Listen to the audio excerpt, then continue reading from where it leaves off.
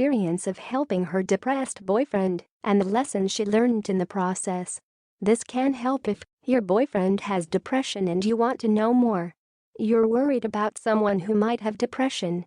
You feel like no one understands. Girl consoling a friend holding hands. Seeing a loved one go through a hard time always impacts you in some way or another. You watch them hang their head and cry a little, and you pat them awkwardly on the back and tell them it will be okay, because you feel sad for them and want them to be okay. But you then carry on with your own life. When my boyfriend of 2 years started to get a bit emotional, I did just that. I told him it was hormones or the stress of exams, and I said I would hold his hand whenever he felt sad. One Sunday about a month later, I was sitting at home watching the telly when he called and asked to come over. Thinking he was just a bit down, I said, "Of course. I'll meet you at the train station." An hour later, when I met him, I wished I had a car. I practically had to carry him home as he was sobbing in my arms. I was unbelievably confused. This was my boyfriend, the guy who cuddles me when I cry and is always tough and strong and manly. Yet, here he was, as small and sad as a lost kitten, crying his eyes out because he had an argument with one of his friends. "He hates me, they all hate me, I hate me," he kept saying. To me, he was perfect, funny, smart, kind and caring. One of the best people I knew. It was so hard to sit and watch him say all these things about himself that I knew weren't true. I tried for weeks to convince him otherwise, but he refused to listen to a word I said. For a couple of months, things went on like this. Every so often, he would break down and come to me for help.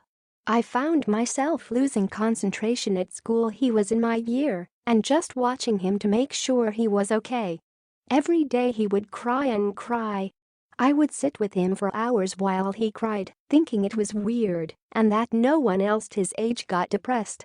I started to get depressed, too, because the person I'd felt close to and could turn to for help was now unable to support me. I got confused and insanely lost. He didn't want anyone else to know he felt like this, so I couldn't tell anyone that my boyfriend is depressed and ask what to do. Getting some help.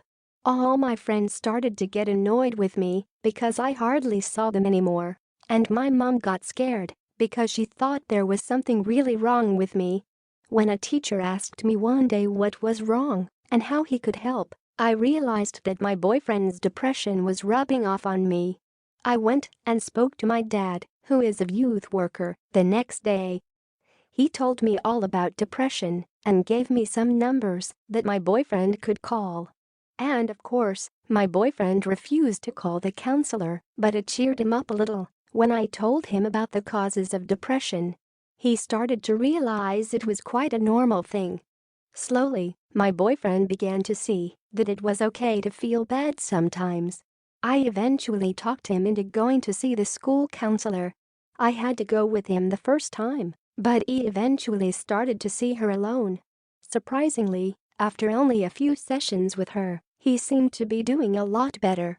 Eventually, he managed to get back on track. With help from his mom, my mom, his closest friends, the school counselor and from me, he started to return to his old self.